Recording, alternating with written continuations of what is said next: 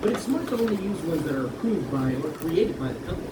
If a bad plugin sneaks in, your info could be shared with someone else. I have to delete my browser internet account. Actually, don't. If you have a saved bookmark that leads to a site you use a lot, it's better to keep that bookmark and click links anyone sends you. If someone says they're sending you a Dropbox document, go to Dropbox a different way, rather than clicking on their link. Okay. But there's still some stuff I have to get rid of.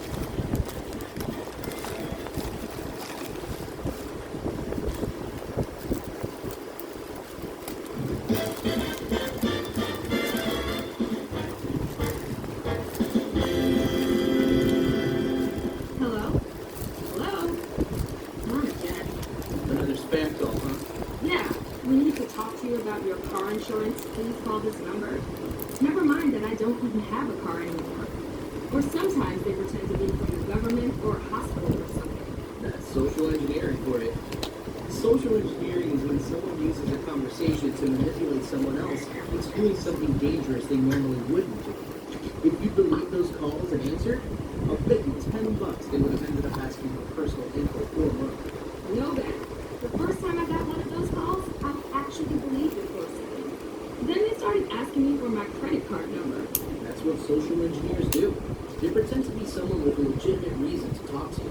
Then they try to manipulate you into giving up information to do something that will help them. But that's it? They just call you to try and get information that you use? No. Any conversation can be social engineering. They might send you a text that says, hey, check out this photo I took of you. And then you download the attached file and bam, malware.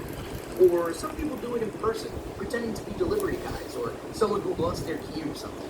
Like what happened to Harold from marketing. Wait, really? Yeah, they caught some guy in the men's room changing from a delivery uniform to a security guard uniform. And it turned out Harold let him in. Apparently the guy told him he had a package to drop off. He should have challenged the guy's story.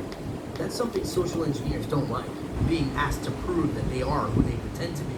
Ask him for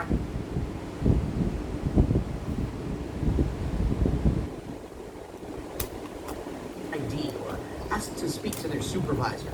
Or tell them to wait while you verify what they're asking. They really don't like that. Do you have a lot of experience with social engineers? I'm on the help desk. We get a lot of weird ones. So what do you do when you have someone like that on the phone? Well, it's hard to be sure. They could just be bad at explaining themselves, or they could have genuinely forgotten their password and need help. So you look out for the warning signs. The first big one is urgency. If someone is pressuring you to do something right now without thinking about it too clearly, then they could be trying to force you to make a mistake. Like those buy now supplies are limited ads. Yeah, though I think the ad department would get angry if we called them social engineers. No kidding. The second sign is what they're asking you to do.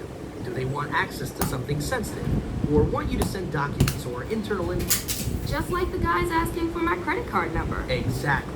That's a red flag. The third sign is getting angry or hesitating if you ask for proof of identity. If you ask those guys, how do I know you're calling from my insurance company? Don't be surprised if they can't come up with an answer. That actually sounds kind of fun. I might do that. What else do you do?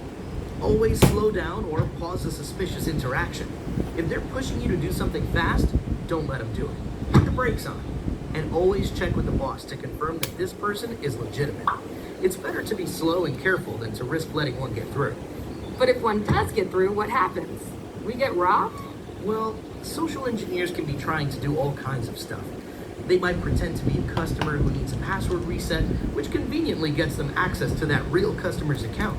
They could want documents that they can sell to our competitors.